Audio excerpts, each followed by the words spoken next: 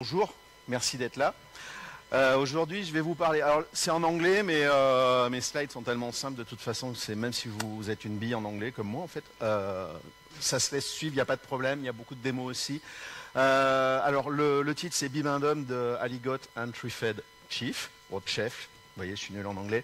J'étais obligé de prendre un truc un peu coloration auvergnate, sinon j'aurais pas été pris à la conf. Je remercie Volcamp d'ailleurs pour que vous soyez là et que moi je sois là pour en parler. Donc je vais vous parler d'IA générative avec des SML, Small Language Model, et même des TLM. Alors je crois que le terme n'existe pas vraiment, mais c'est Tiny Language Models. Donc je l'ai un peu inventé. Donc c'est vraiment des modèles tout petits. On va parler de RAG, d'agents un petit peu, mais très rapidement, de tools, de MCP, tout dépendra si je suis trop pipelette ou pas. Et de Docker Model Runner, parce que c'est ce que j'utilise pour faire tourner les LLM, mais tout ce que je vais expliquer reste suffisamment standard pour que vous puissiez l'utiliser avec du Lama CPP, du Olama ou d'autres moteurs de LLM. Ouais, il faut que je passe à la suite quand même, parce que sinon, on va... Ah, alors moi j'ai mis le QR code en avance, comme ça vous n'allez pas vous poser de questions, et pendant la conf, vous pouvez plein de fois cliquer. Je le remets à la fin, ne vous inquiétez pas. Donc je m'appelle Philippe Charrière, je suis solution architecte chez Docker. Ça veut dire que quand un client enterprise achète du Docker, les CSM chez nous, Customer Success Manager, des fois ont besoin d'aide pour onboarder le client sur différents sujets, sur des nouveautés dans les features. Et donc dans ce cas-là, il m'appelle. Vous pouvez me suivre sur Twitter, sur Blue Sky. Sur Twitter, j'y suis de moins en moins. Sur Blue Sky plus. Vous abonnez pas forcément parce que je balance pas mal de bêtises et ça peut faire beaucoup de bruit, donc ça va vous saouler. Mais des fois, je pointe des choses qui sont sympas. L'agenda, donc, il est simple. J'en ai parlé au début. Si Agent, on verra, c'est une petite nouveauté chez Docker. On verra si on a le temps d'en parler. Les petits modèles. De toute façon, les slides seront fournis. Enfin, les markdowns seront fournis. Les gens certaines personnes parlent de plus en plus de petits modèles. Et il y a un super article de Jen Brains qui appelle ça des focal LLMs. Donc des petits modèles qui sont dédiés à quelque chose de très spécifique et pas un modèle générique qui est capable de vous faire du code en Go et de vous expliquer justement comment faire une truffade ou de l'Aligo. Et ça permet du coup d'utiliser des modèles qui sont plus petits, moins chers, qui consomment moins d'énergie, qui peuvent fonctionner sur des devices plus petits.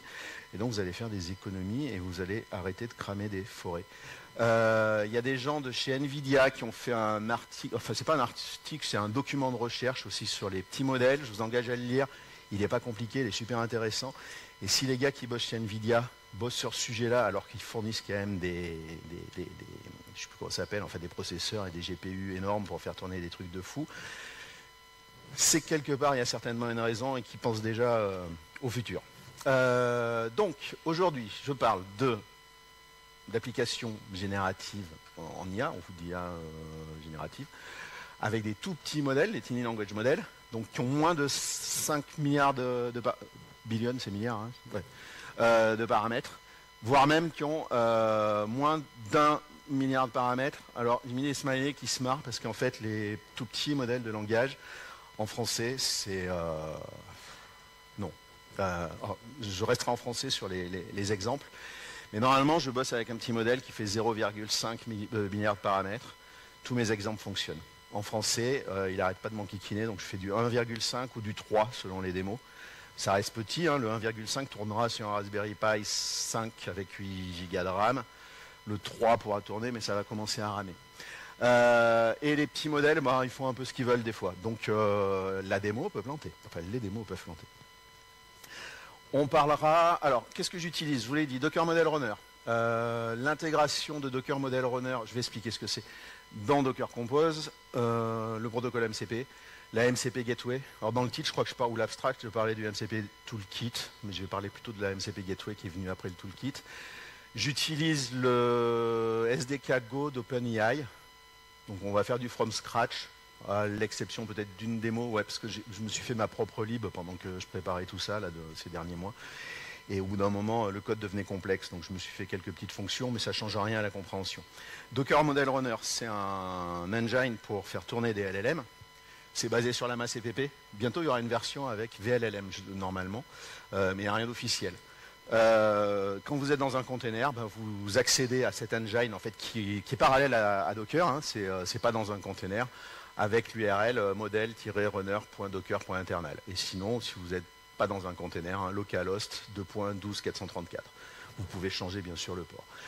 L'API fournie, l'API REST, elle est compatible avec OpenEI. Ça veut dire que les applis que vous ferez avec du Docker Model Runner fonctionneront avec du Olama, avec les frameworks du moment pour faire des applis d'IA. Et donc vous pouvez l'appeler avec un simple curl de cette façon. Juste une petite démo avec Docker Desktop.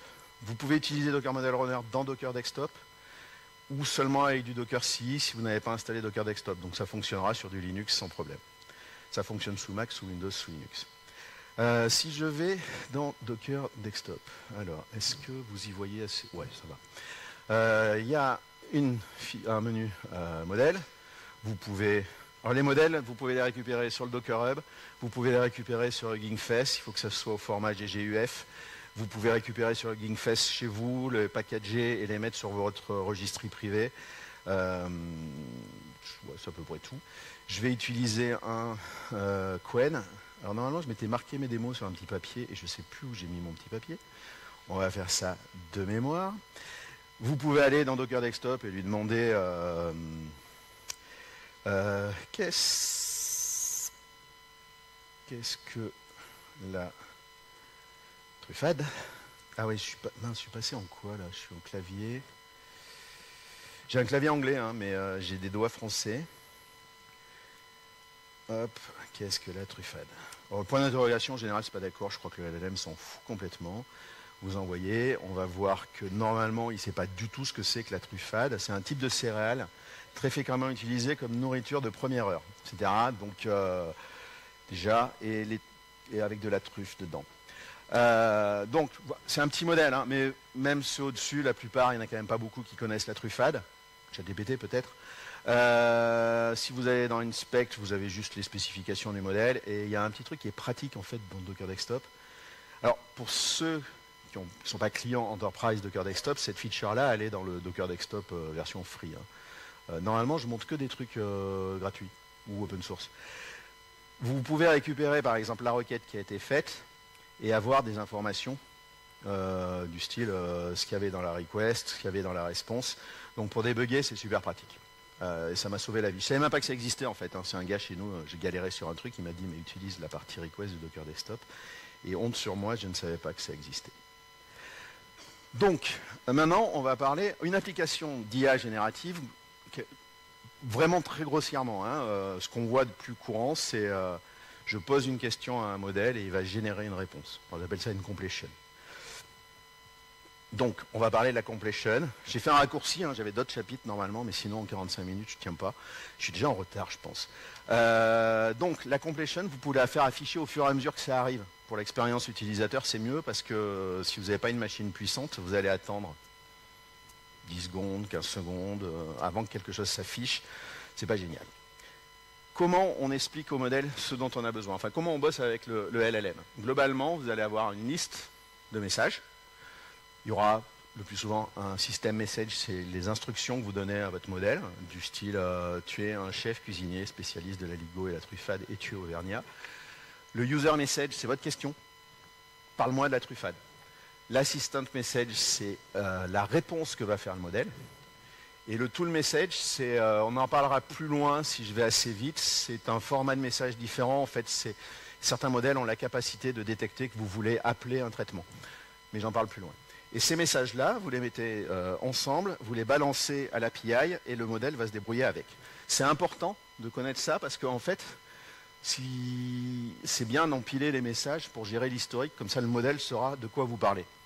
Parce que vous lui dites, est-ce que tu connais James T. Kirk? Alors je pense qu'il y a plein de gens qui ne connaissent pas parce que vous êtes tous beaucoup plus jeunes que moi, donc c'est un personnage de Star Trek. Il dit oui, il vous donne quelque chose, plus ou moins vrai, et après vous lui demandez qui est son meilleur ami. Normalement c'est Spock, son meilleur ami, mais le modèle ne sait pas quoi répondre parce que qui est son meilleur ami, il ne sait pas de qui je parle, il ne sait pas que je parlais de James T. Kirk avant, parce qu'il n'a pas l'historique du message. Je prends un peu d'avance sur ce que je montre après, mais tant pis.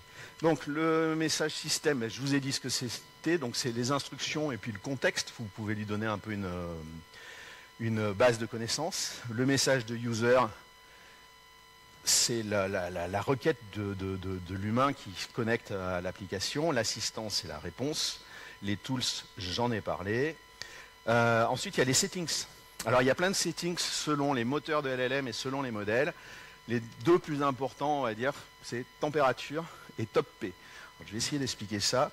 La température, c'est ce qui fait que votre modèle va plus ou moins être un poète ou pas, en fait. À 0, il se focalise uniquement sur... Enfin, à 0, ça va... Je ne peux pas dire que ça va être déterministe, mais globalement, il va vous répondre quasiment tout le temps la même chose. Plus vous montez, plus il va délirer. Par contre, plus le modèle est petit, plus vous montez, plus le modèle il va partir en sucette. C'est-à-dire vous raconter n'importe quoi, ou voire même boucler, ne plus jamais s'arrêter. Et ça met votre application en prise.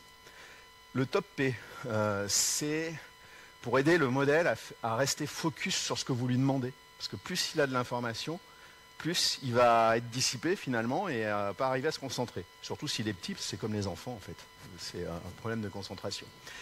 Et ça veut dire en fait, selon la valeur que vous donnez, donc par exemple si vous étiez plus vers 0,1, 0,3, c'est donne-moi en fait ce que tu estimes être ta meilleure idée pour la réponse que tu vas me donner.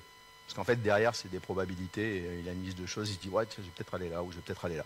Donc là vous lui dites essaye de... Ça rejoint un peu la température, hein, c'est essaye de ne pas aller trop loin et de ne pas dire n'importe quoi. Il y a des recommandations théoriques en fonction de ce que vous voulez.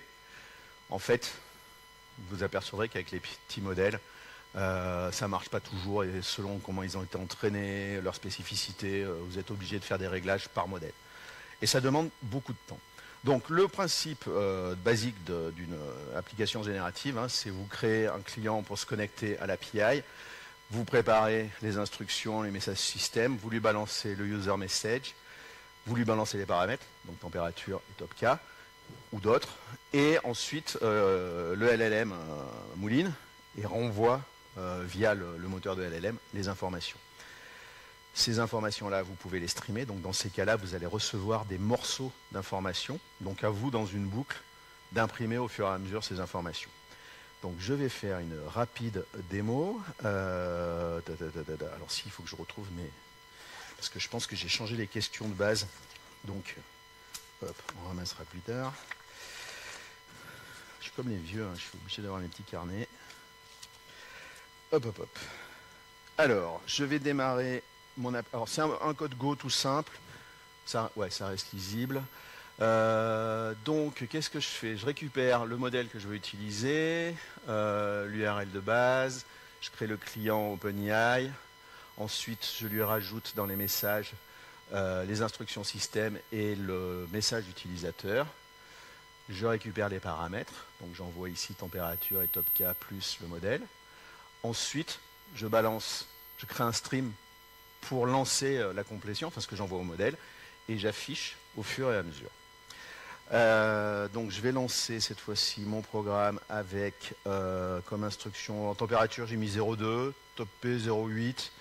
J'utilise vraiment le plus petit. Alors sur top P, j'ai pas l'impression que ça ait une énorme influence sur lui, il fait un peu ce qu'il veut. Et je lui dis que c'est un chef cuisinier, expert en aligot et truffade, et je lui demande de répondre de manière concise et précise. Alors ça semble bizarre, hein, mais pour la plupart des modèles, quand ils ne sont pas trop petits, ce type d'information fonctionne. Et je vais lui demander qu'est-ce que l'aligot. Donc il faut que je fasse ça. Hop. Non, je ne suis pas dans le bon truc. Si, je suis là, excusez-moi. Tac, donc on va faire Start. Donc l'aligot est une cuisine française originale qui se déroule généralement dans un restaurant ou un restaurant de cuisine. Vous voyez, niveau français, c'est quand même pas... Et elle est connue pour ses plats à base de truffes. Des aligots à la crème brûlée, à la crème glacée.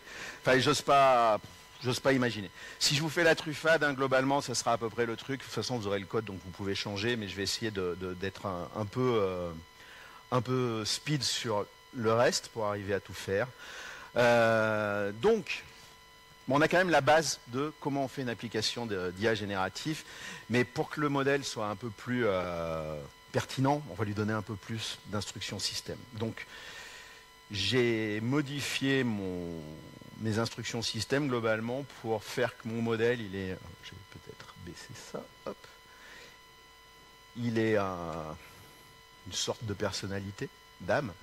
Je fais beaucoup d'anthropomorphisme, hein. Je sais que ça énerve plein de gens sur la partie IA, mais moi je m'en fous, de toute façon j'arrive pas à faire autrement. Je vais lui donner de la mémoire aussi. Vous vous rappelez, je vous ai parlé de Kirk et Spock. Je vais essayer de lui donner de la mémoire et lui poser quelques questions. Alors je pense que c'est là où j'ai des questions différentes. Ouais. Comment j'ai fait pour lui donner de la mémoire? Alors mon fichier, mon code Go, à peu de choses près, et le même que tout à l'heure, sauf que je vais aller lire cette fois-ci les instructions système dans un fichier. Je vais les rajouter ici. Après, j'ai une boucle pour pouvoir discuter avec le programme. Et ce que je vais faire, c'est que... Alors, je me suis mis un petit /memory command pour pouvoir voir la liste des messages au cas où ça m'aide à débugger. Et donc, quand je lui pose une question, je le rajoute dans la liste des messages. Donc là, je rajoute le user message. Je crée mes paramètres. Je balance le stream. J'attends la réponse avec le stream. Et à la fin, je rajoute le message de l'assistant. Comme ça, j'ai une mémoire conversationnelle. Alors si je vais trop loin, au bout d'un moment, ça plantera parce qu'il y aura trop de messages et qu'en mémoire, ça va péter. Mais là, je ne l'ai pas géré. Je vais le démarrer donc comme ça. Donc là, cette fois-ci, je suis passé au 1.5b. En anglais, le 0.5b marcherait. Il fait exactement ce que je veux. Mais en français, il ne veut pas. Donc au bout d'un moment, j'en ai eu marre. Je ne suis pas arrivé à trouver les réglages. Donc j'ai pris son grand frère, qui n'est pas beaucoup plus gros que lui et qui marche encore bien. Sur les réglages de température, j'ai dû rester à peu près pareil. Les systèmes d'instruction, elles sont là. Alors, qu'est-ce que j'ai mis dans les systèmes instruction?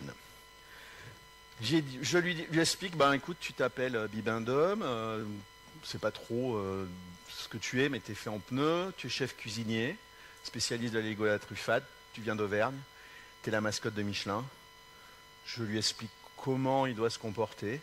Pareil, en fonction de la taille du modèle, il le fera ou pas. Et je lui donne quelques directives d'interaction. Mais pour l'instant, il ne sait toujours pas ce que c'est que la Lego et la truffade. Hein. Ça, je ne lui explique pas encore. Et on va aller voir si la conversation peut être un peu plus intéressante que tout à l'heure. Donc, qu'est-ce que j'avais préparé? Je vais le lancer déjà. Alors, je suis bien avec le 0.1.5. J'ai pas géré les accents, donc soyez pas surpris si je ne saisis pas d'accent avec mon clavier américain. Parle-moi de toi. Alors, je suis Bibendum, un chef de cuisinier auvergnat à Clermont-Ferrand. Je suis fait de pneus et je maîtrise les recettes de la Lego et la truffade comme tout autre chef cuisinier auvergnat. Je suis fier de mon terroir et je suis ravi de vous aider à découvrir la gastronomie auvergnate. Déjà, c'est sympa. Je m'appelle Philippe et ma région préférée est l'Auvergne. Je n'ai pas le choix. Donc c'est un plaisir de vous rencontrer. Alors il a bien compris quand même que sur la Lego et la truffade, il fallait qu'il se présente comme spécialiste. En parlant de cuisine, qu'est-ce que la truffade? Je l'ai mal écrit, mais on va se débrouiller. La truffade, c'est un champignon très précieux qui est extrait de la terre. Il est connu pour sa saveur intense et unique. Ah, sérieux, je vais aller aux champignons chez vous parce que je serais curieux de voir le truc. Donc vous voyez, hein, je ne vais toujours pas expliquer ce que c'est que la truffade et c'est toujours pas ce que c'est. Alors, quand vous faites des applications comme ça et que vous choisissez un modèle, posez-lui d'abord toutes les questions pour être sûr qu'il ne sait pas ce que c'est. Parce que sinon, les hypothèses après peuvent pas, ce que vous avez après ne peut pas se vérifier correctement. Je vais quand même lui dire, pour voir quel est mon nom. Alors, théoriquement, il va dire votre nom est Philippe, n'est-ce pas? Donc il me reconnaît grâce à la mémoire. Mais avec le 0.5b, je lui disais quel est mon nom, il me disait je m'appelle Bibendum. Donc, alors qu'en anglais, il disait tu es Philippe. Donc pour la préparation, je me suis un peu vénère dessus. Qu'est-ce qu'il y a quoi d'autre sur donc j'avais memory juste pour vérifier qu'il a tout gardé. Si j'augmente comme ça, vous voyez, j'ai tout l'historique des messages. Alors pareil, c'est quand vous faites quelque chose, je vous conseille de mettre ce petit truc memory pour vérifier. C'est super pratique. Parce que des fois, vous apercevez que dans le code, vous êtes gouré d'une ligne et qu'en fait, il n'a rien en mémoire. Et vous êtes énervé toute la journée à pas comprendre. Non, c'est by pour exit. Donc, niveau contexte et mémoire, théoriquement, on est bon. Et jusqu'ici, c'est comporté à peu près comme je voulais. Maintenant, on va lui expliquer ce que sont la truffade et la LIGO. Alors, on va passer par plusieurs sujets pour faire ça. J'ai essayé de mixer les trucs. Je vous ai expliqué que Docker Compose, qui utilise Docker Compose? Ouais, c'est pas mal. Donc Docker Compose, en fait, maintenant, a une intégration avec Docker Model Runner, ce qui fait que si vous faites des applis d'IA avec Docker Model Runner, ce sera assez facile de bootstrapper un truc avec Compose. Donc, je dois en parler là, ça je viens de vous le dire. Plus de contexte. Alors, plus de contexte, j'ai créé 2 fichiers Markdown, un pour la LIGO. Alors, j'ai mis toute une tétra, je ne vais pas le dire comme ça, j'ai mis plein d'informations sur la LIGO, plein d'informations sur la truffade. Je me suis fait aider par Cloud AI pour générer ça. Donc il y a des trucs où à un moment ils expliquent que je crois Gordon Ramsay aime bien la truffade. Mais bon, je l'ai laissé. Mais je pars du principe que la vraie source de vérité, elle est dans ces fichiers Markdown. J'ai toujours mes instructions système. Par contre, j'ai fait un truc, j'ai rajouté n'utilisez que les informations provenant des bases de connaissances sur la LIGO et la truffade pour répondre aux questions spécifiques sur ces plats. Pour dire au modèle, essaye de n'utiliser que ce que je t'ai donné et pas ta base de connaissances. Bon, en l'occurrence, sur le mien, vous avez vu, la truffade et la LIGO, c'est quelque chose qu'il ne connaît pas. Enfin, il pense connaître, mais il dit n'importe quoi. Donc, ça, c'est mon code Go. Globalement, il est comme tout à l'heure. Différence, c'est que là, j'ajoute mes bases de connaissances. Je préfixe par base de connaissances pour lui permettre de faire des liens, pour l'aider à se retrouver. En fait, vous avez vu structure en Markdown, mais selon les modèles, vous pouvez structurer en XML. Je me suis aperçu à l'usage que, et puis je ne suis pas le seul à m'en être aperçu, hein, ça permet au modèle de retrouver plus facilement ces informations. Donc n'hésitez pas à structurer, même quand vous tapez un prompt dans ChatGPT, essayez d'être le plus structuré possible, et ça va énormément aider le modèle. Donc le code Go, c'est pas la peine que je vous le montre plus que ça, j'ai juste mis plus d'informations. Agentic Compose. Donc, alors je vais fermer ça. Hop. Donc, mon fichier maintenant Compose, il y a une section qui s'appelle Models, de premier niveau. Vous donnez un petit nom à votre modèle. Alors, vous pouvez en mettre plusieurs. Hein. Vous dites le modèle que vous voulez utiliser. Vous pouvez, alors c'est pas obligatoire, mais augmenter par exemple la taille du contexte, donc globalement la taille de ce que vous pouvez passer au modèle. Parce que des fois, si c'est trop petit, au bout d'un moment, vous n'avez pas fait gaffe, vous avez mal géré la mémoire, ou des trucs comme ça. Alors normalement, vous êtes censé bien gérer la mémoire, mais quand vous êtes en démo, vous n'y pensez pas forcément. L'appli va péter, parce que le modèle va renvoyer n'importe quoi, parce que vous avez dépassé sa taille de contexte. Donc ça peut être pratique. Il y a des flags qui sont spécifiques à l'AMA CPP, vous pouvez les passer par là. La température, par exemple, vous pourriez la fixer par ici et pas par le code. Et ensuite, quand vous avez un service Compose, donc un programme Compose, qui utilise un des modèles, il suffit de rajouter modèle, le nom du modèle que vous allez prendre, et vous pouvez spécifier les variables d'environnement dans lesquelles vous voulez qu'il injecte à la fois l'ID du modèle, enfin le nom du modèle, et l'URL pour accéder au LLM. Je vais y arriver. Donc, là, qu'est-ce que j'ai d'autre? Donc je lui donne les liens vers mes fichiers Markdown, je lui donne un petit nom, la température, je l'ai seté via des variables d'environnement. J'aurais pu le faire à partir d'ici. J'ai commencé en fait la préparation avant, je crois, la feature de la possibilité de passer des flags, il me semble. Je vais... Qu'est-ce que ma démo, elle est? Oui, je vais démarrer ça. Donc je vais faire alors je l'ai mis dans un bash, mais je fais un Docker Compose up -d pour qu'il me rende la main, et après je me connecte au container dans lequel tourne mon bot. Donc allons-y. Hop. Start. Je dois avoir mis la liste des questions par ici. Oui. Hop. Donc, Donc là, alors je suis toujours avec un 1.5 B modèle. Quand le brief entre crochets, en fait, on appelle ça des métaprompts. Il y a certains modèles qui sont capables de les analyser, parce que si je ne mets pas le brief et que je lui demande l'origine de la LIGO, il va me raconter sa vie, faire l'histoire, machin. Et vu que je parle beaucoup, je risque d'être trop court. Donc, je me suis dit, on va essayer brief. Alors, il y a aussi... as a recipe, comme une recette de cuisine, step by step, as a kid, or for a kid. Et c'est assez surprenant, vous pouvez faire comme un poème aussi, ça marche super bien. Alors, hop, donc là je lui demande quelle est l'origine de l'aligot. Il aurait fallu que j'affiche les... Vous allez me croire sur parole, mais théoriquement il va afficher quelque chose qui semble quand même être plus sympa que ce qu'il me disait tout à l'heure. L'aligot est une spécialité culinaire traditionnelle française originaire de l'Aubrac, une région située à l'ouest de la France dans le Massif central. Alors, est-ce qu'il y a des spécialistes de l'aligot ici? Est-ce qu'il a dit une grosse bêtise ou pas? N'hésitez pas, hein, ça ne me vexera pas, parce que de toute façon je dirais ouais, mais en fait de toute façon c'est la knowledge base, je l'ai généré moi-même, je ne suis pas auvergnat. Il parle de tomes fraîches, de l'Aubrac, beurre et ail, généralement servi avec une salade verte. Vous mangez des salades vertes aussi avec l'aligot?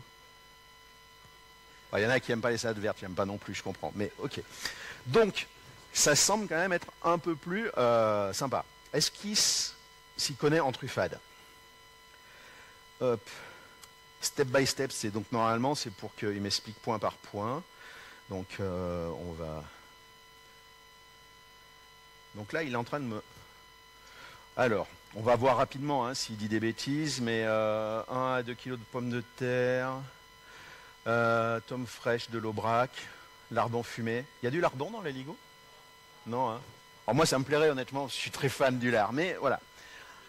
Après, il faudrait regarder dans la base ce que j'avais mis. Ah, la truffade, pardon. Oh là, je suis fatigué. Il y a des lardons dans la truffade, je ne me souviens pas. Je suis désolé pour mes questions de néophyte. Hein. Mais peut-être que j'ai parlé Ouais, il y a une version avec du gras de lard et des oignons, donc en fait il faudrait que je tune mieux ou mon document ou mon prompt. Mais disons que ça semble un peu plus cohérent que ce qu'il y avait tout à l'heure. Est-ce que j'avais d'autres questions pour lui? Quel vin en accompagnement? Alors je n'ai pas mis dans la knowledge badge du Châteauguay, mais je pense que sinon il me l'aurait ressorti. Alors après c'est pas celui que je préfère moi. Hein. Donc pour la truffade, il préfère des vins rouges locaux d'Auvergne, Côte d'Auvergne. Il y a d'autres trucs, je crois qu'il propose du vin blanc, de la bière aussi, il y a différentes choses. Mais vous pouvez lui poser des questions là-dessus, je suis en train de perdre le micro. Et on va lui demander des variantes régionales de la truffade. Alors, truffade de Cantal, aux pruneaux, aux herbes allégées, gratinées, aux oignons, au Cantal doux, aux fruits de mer, aux légumes, aux truffes. Là, il est parti. Là, il est parti en vrille. Ça n'est pas dans ma knowledge base. Vous pourrez vérifier dans le code. Il y a les premières probablement y sont. Qu'est-ce qui s'est passé? Alors, il y a à la fois. Non, la température, je crois que je l'ai mise à 0. Donc, c'est pas la température. On va vérifier. Température, je l'avais mise à... Ouais, j'avais mise à 0. Concentration, j'avais dit concentre-toi. C'est un petit modèle et je lui ai donné beaucoup trop d'informations. Donc en fait, à un moment donné, il n'arrive plus à se concentrer. Toujours penser qu'un petit modèle, c'est comme un bébé en fait. Et il faut s'en occuper comme un bébé quand vous lui expliquez des choses. Du coup, alors, je pense que j'avais d'autres... Dans cette section, j'avais d'autres... Où suis-je? Donc la démo. Ouais, voilà. Donc en fait, il y a un problème, c'est que vous aurez beau augmenter la taille du contexte, s'il a trop d'infos, le petit modèle s'y retrouve pas. Et c'est pas bon. Donc du coup, les challenges, c'est de pouvoir fournir au modèle moins de contenu, mais par contre un contenu qui se rapproche de l'information dont vous avez besoin, qui se rapproche de votre question. Ça veut dire que vous allez à chaque fois, mais en gardant la même knowledge base. En fait, il va falloir que vous soyez capable d'extraire ce qui correspond à, je ne sais pas, la truffade et le vin, par exemple, et lui donner que ça.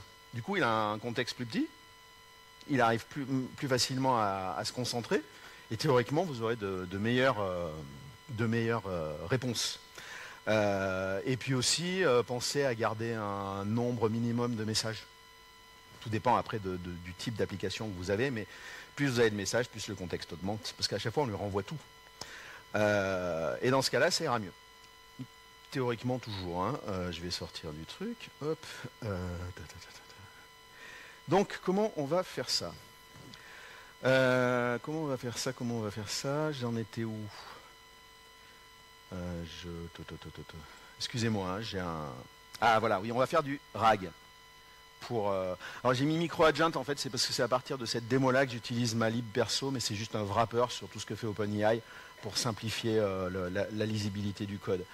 Le RAG, c'est Retrieval Augmented Generation, donc ça va nous permettre de faire un contexte plus petit et plus précis, enfin plus en relation avec ce que vous demandiez, au lieu de tout balancer au modèle. Et ça va du coup au modèle, ça va aider le modèle à se rappeler de plus de choses, alors pas à un instant T, mais en tout cas de conserver toute la base et de n'en extraire que les choses importantes. Donc meilleur focus, moins de données à charger. Pour faire ça, on utilise ce qu'on appelle les embeddings. Donc pour faire court, quand on fait du RAG avec des embeddings, c'est qu'on essaye de traduire la signification sémantique d'un morceau de texte en chiffres, en fait en vecteurs. Et quand vous avez des vecteurs dans un espace à une dimension, vous pouvez calculer des distances entre ces vecteurs. Et plus les distances sont courtes, plus ça signifie que ce dont vous parlez, en fait, les deux morceaux par exemple qui sont très proches, probablement sont dans le même sujet, parlent de la même chose. Je dis probablement, hein, parce qu'après selon les solutions, des fois, ça dépend. Mais globalement, c'est ça. Donc, c'est vous donner des coordonnées à des morceaux de documents. Donc, en fait, on va... est-ce que c'est dans le... Ouais, on va prendre les documents, on va les découper en petits morceaux. Chaque morceau, on va les balancer à un autre modèle. Il y a des modèles spécialisés qui s'appellent les embedding modèles, qui, en fait, leur fonction, c'est juste, vous leur donnez du texte, ils vous donnent des chiffres. Point barre. Et ça, on va l'enregistrer quelque part dans une base. Donc, vous enregistrez le morceau de texte en clair, les vecteurs, donc les positions, les coordonnées, et vous enregistrez ça dans une base. Alors moi, je vais le faire, mais pas dans une vraie base, hein, c'est en mémoire, et puis je stocke ça dans un fichier JSON. Mais il y a des bases spécialisées qui font ça très bien et qui vont vous fournir après les méthodes qui vous permettent de chercher les similarités de texte dans votre base. Alors mon problème a été au début, je me suis un peu énervé dans la recherche de similarités, c'est que je vous ai dit que les modèles étaient meilleurs en anglais qu'en français. Et le modèle d'embedding que j'utilisais, en fait, ça avait très bien bossé en anglais, mais pas du tout en français. Donc il faut tester ça aussi. Et il y en a un qui est pas trop gros. Alors Granite, je pense que ça vient de chez IBM, si je dis pas de bêtises, qui est multilingue. Il y en a d'autres, mais du coup mes similarités étaient beaucoup plus pertinentes. Comment j'ai découpé Il y a plein de méthodes pour découper en chunks, mais là j'ai fait ma propre méthode, qui n'est pas forcément la bonne selon les cas d'usage. Mais en fait, j'ai découpé par section de Markdown dans mes documents. C'est pour ça que je chapitre tout, pour essayer de conserver une logique. Après, il y a plein d'autres trucs pour faire des chunks beaucoup plus intelligents, mais là, ça se laisse faire. Donc, le principe de recherche de similarité, c'est que le user va poser une question. Vous allez créer avec le même modèle d'embedding les chiffres qui correspondent à votre question, et vous allez aller voir dans votre base qu'est-ce qui est le plus proche de ces chiffres-là. Avec ça, vous allez récupérer des petits morceaux de documents, vous allez les mettre ensemble et vous allez les balancer au modèle, ce sera le nouveau contexte. Donc plus petit, mais plus proche de la question. C'est une technique, hein. Après il y en a d'autres. Hein. Donc, on va essayer de recommencer la même démo. Hop. Donc, est-ce que j'ai fait un start pour celle-là aussi? Oui, le compose file, il est à peu de choses près. Alors, il est à peu de choses près le même. Non, pas tout à fait. Dans les modèles, je vous avais dit qu'on peut mettre plusieurs modèles. Donc, j'ai créé un embedding modèle pour ça. Je suis passé au 3B. Sinon, ma démo, elle était moins sympa. Mais le 1.5b, le 0.5b sont quand même pertinents sur certaines réponses. Hein. Donc, selon les cas d'usage, pareil, testé, mais c'est plutôt pas mal. Ensuite, je dis que mon service va utiliser ces deux modèles. Niveau code, il n'y a pas grand-chose qui change. Je lui donne le lien vers... Ah oui, alors ce que j'ai fait pour essayer d'aider mes modèles, c'est que j'ai transformé mes fichiers. Alors, j'ai fait ça à la... Non, j'ai pas fait ça à la main. Je crois que je me suis aidé de ChatGPT ou Claude AI, mais... Dans mes datas, j'ai créé des versions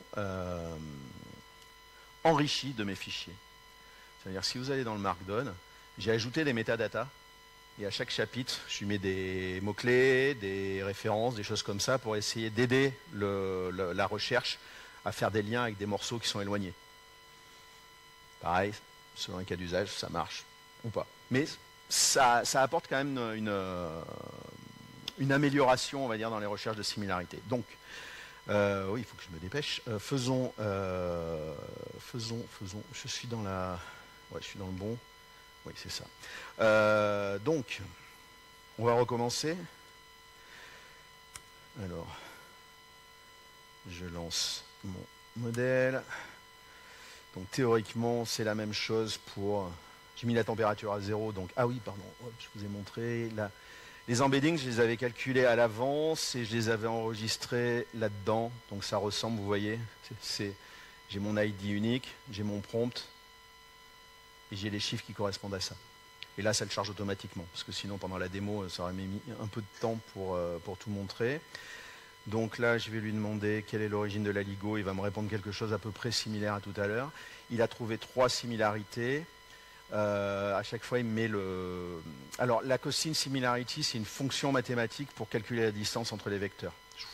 Je dois avoir quelque chose, un document dans mon repo qui explique ce que c'est, mais c'est très simple. Et plus vous vous approchez de 1, plus c'est similaire. Toujours la notion de distance. Donc à partir de ça, moi j'ai récupéré, ça c'est les éléments pour les similarités, je les mets ensemble, je les balance au modèle, et il est capable de me sortir des informations qui normalement ne vont traiter que de l'origine de la LIGO et pas autre chose. Après j'essaye de lui mettre le même nombre de messages, on va dire, en mémoire que tout à l'heure pour que la dernière question, on vérifie que cette fois-ci il ne fasse pas n'importe quoi. Donc pour la truffade, pareil, il me fait des recherches de similarité. On voit les métadatas, hein, d'ailleurs. Et après, il me dit ce que c'est. Peu ou prou, c'est à peu près la même chose que ce qu'il m'a répondu dans les démos précédentes. Hein. Quel vin en accompagnement? Je pense qu'il va être...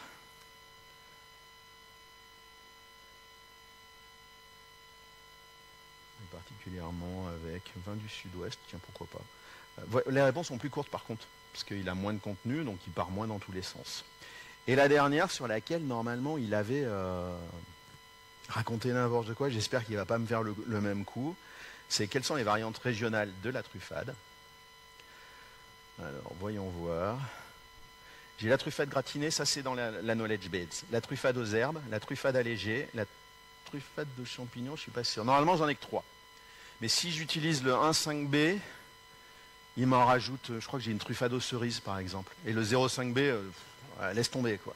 Alors ça vient pas que d'eux, hein. Il faut que moi j'améliore ma knowledge base, la façon de la présenter, peut-être la température, je ne sais pas.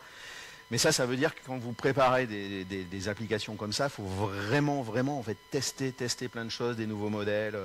Enfin, c'est pas magique en fait. Si vous utilisez un gros modèle, ça sera magique. Non, je voulais sortir du truc, moi. Hop. Donc, après, je vous ai parlé de function calling. Alors, celle-là, je vais la faire vite. Mais globalement, un modèle... Alors, je vais passer d'abord sur le function calling. Il y a certains modèles on voit qu'ils ont le support des tools. Ça veut dire que c'est la capacité du modèle à détecter que vous voulez exécuter quelque chose. Quelle est la température à Tokyo? Fais-moi une recherche dans tel document. Lance-moi une commande Docker. Alors, ce n'est pas tous les modèles qui sont capables de faire ça, et leur réponse va être au format JSON. Ils vont dire, en amont, vous lui listez, tu as accès à tels outils ou à telle fonction et qui accepte tel paramètre. Donc, il faut spécifier tous les outils.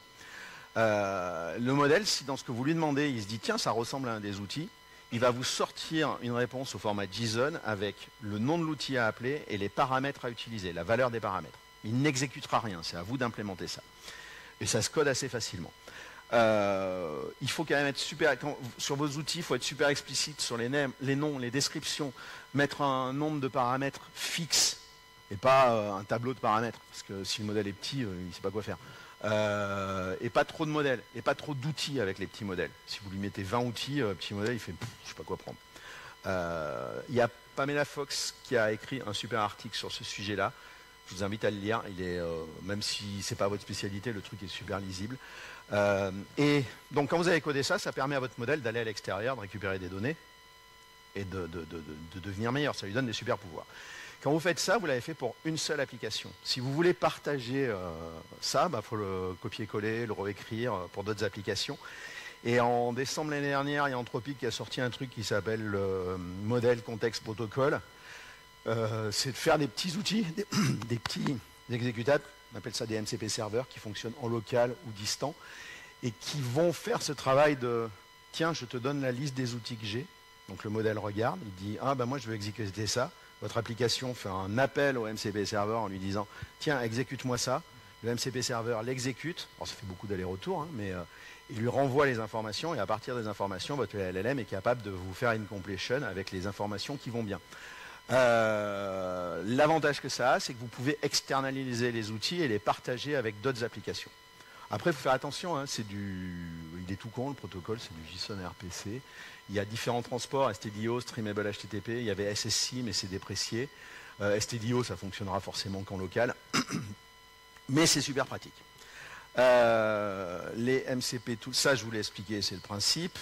Je me suis fait 2 petits serveurs MCP, un spécialiste de la Ligo serveur et un spécialiste de la truffade. Donc ce qu'ils font en fait, c'est qu'ils font toute la partie RAG en fait. C'est eux qui vont calculer les chunks et qui vont faire la recherche de similarité. Donc mon application ne s'en occupe plus, elle fera juste des appels au serveur MCP. Non, j'ai pas le temps de vous montrer le code, donc on va juste l'exécuter rapidement. Alors cette fois-ci, ce que j'ai fait, chez Docker, on a un truc qui s'appelle MCP Gateway. Ça existe avec Docker CI, sinon ça existe aussi dans Docker Desktop avec un Vault si vous avez des credentials à mettre. Et en fait, cette gateway, je vais y arriver, me permet de faire un lien vers un catalogue de serveurs MCP et mon application va voir un seul serveur MCP avec tous les tools. Et vous pouvez faire des filtres, donc je lui dis, moi tu utilises que ces 2 serveurs-là. Ensuite, je lance mes serveurs MCP. Alors là, ils sont en local, mais les miens, vous pourriez les mettre sur d'autres machines. Et j'ai mon serveur, mon service Bibendum qui fonctionne comme tout à l'heure, sauf que j'ai extrait toute la partie RAG et je la sous-traite au serveur. Cette fois-ci, j'ai changé les modèles. Donc bon, j'ai toujours mon modèle d'embedding qui est multilingual parce que j'ai besoin qu'il se débrouille avec le français. Quand vous voulez utiliser un serveur MCP, ça veut dire que vous allez faire du function calling. Mes petits modèles, là, les Qwen, ont le support des tools, mais ils ne sont pas très bons. Normalement, les modèles locaux ne sont pas très bons de toute façon en function calling. Mais si vous cherchez bien, il y a certains modèles, alors c'est pareil, c'est de la veille techno, et le roi de Nano, eh ben, il se débrouille bien en function calling. Alors, function calling, c'est quelque chose, je pourrais faire une presse entière de 3 heures dessus. Le sujet est super intéressant et complexe, mais là, j'ai pas peu de temps. Mais le roi de Nano est super, et il a une petite sœur qui s'appelle Lucie, qui est très bien, mais qui va moins vite parce qu'elle fait du reasoning, c'est-à-dire qu'elle réfléchit, elle vous affiche tout ce à quoi elle pense et tout ça. Roi de Nano, il est un peu plus, il est moins intelligent que Lucie, mais il va plus vite parce qu'il n'y a pas la partie reasoning. Donc je vais le lancer. 2 minutes, ouais, si ça va le faire. Alors je suis où? Est-ce que je suis? Non, je suis pas dans le bon. Hop. Alors visuellement, est-ce que vous allez voir grand chose? On va voir. Donc déjà je le lance. Hop. Hop. Donc il me démarre tous mes containers. J'ai pas mis de build. Donc ils sont démarrés. Si je vais dans... J'ouvre un autre terminal. Hop. Et j'ai oublié la commande. Hop, hop, hop. Je vais voir les logs de la MCP Gateway.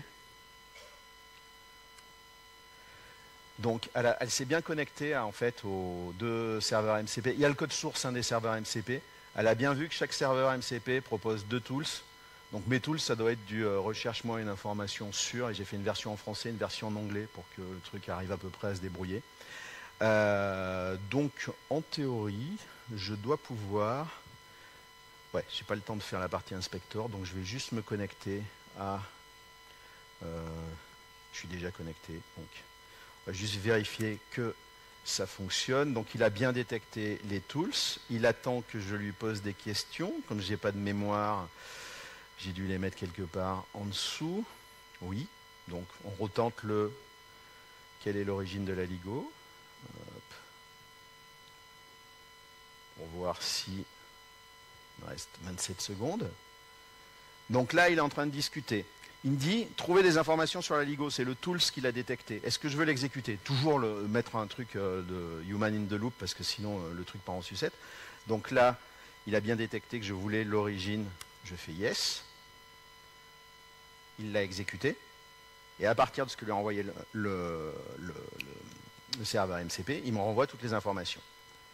Et je peux continuer. Et ça, c'est la réponse définitive. Donc il me reste 2 secondes, je ne peux pas aller plus loin si on va faire... Il y avait des questions-réponses qui étaient comprises dedans? Non, c'est mort. Je fais juste la liste de... Mais après, je suis là toute la journée, donc vous pouvez venir m'embêter. Enfin, vous ne m'embêterez pas d'ailleurs, mais vous pouvez venir me poser des questions, me dire c'était super. Donc il a bien détecté, trouve des informations sur la truffade. C'est bien ce que je lui ai demandé, oui. Et cette fois-ci, il a répondu correctement. C'est les 3 que j'avais dans mon knowledge base. Donc, alors pourquoi il a répondu mieux que tout à l'heure, je ne sais pas. Après, c'est pareil, vous n'avez pas forcément toujours les mêmes réponses. Et donc, bon, SciAgent, je ne vous en parle pas, mais c'était juste la cerise sur le gâteau au cas où j'ai le temps. Donc, j'ai fini. Vous avez vu qu'il faut vraiment faire de la veille sur les modèles, les utiliser, tester.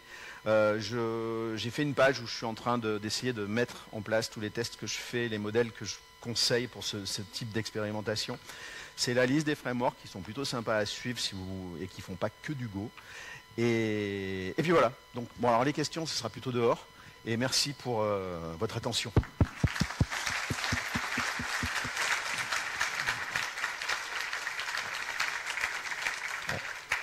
Merci pour Philippe. les 1 On minute peut prendre 15 ans. une question éventuellement, parce que la prochaine session c'est à 30. Donc s'il y en a une question qui gratte. Une question facile.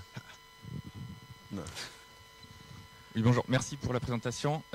On l'entend dans ce que tu as présenté, il y a quand même un enjeu pour évaluer les réponses, enfin le programme au final. Est-ce que tu as des avis là-dessus? Comment est-ce qu'on peut faire pour évaluer que c'est mieux avec tel paramètre, avec tel modèle, etc.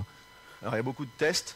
Au bout d'un moment, quand tu vas faire tes tests, tu vas t'apercevoir que tu fais toujours la même chose. Donc déjà, tu vas pouvoir coder des choses un peu répétitives avec tes outils habituels, hein, du JUnit, du test containers, machin. Il y a moyen d'automatiser ça.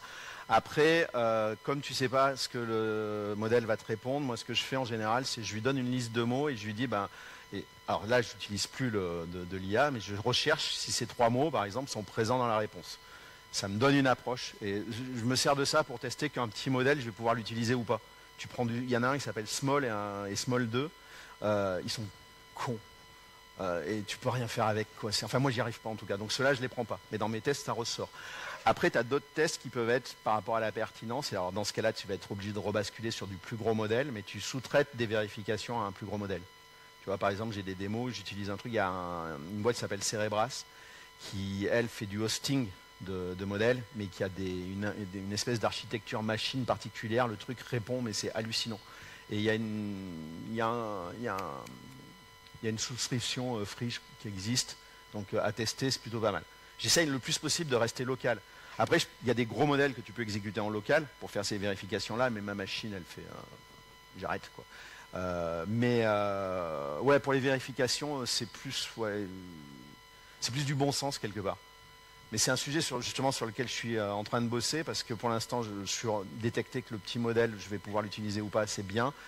Et je suis en train de chercher des idées. Enfin, normalement, je les ai, mais pour faire du test sur détecter que les petits modèles avec du function calling seront utilisables ou pas. La plupart ne le sont pas, en fait.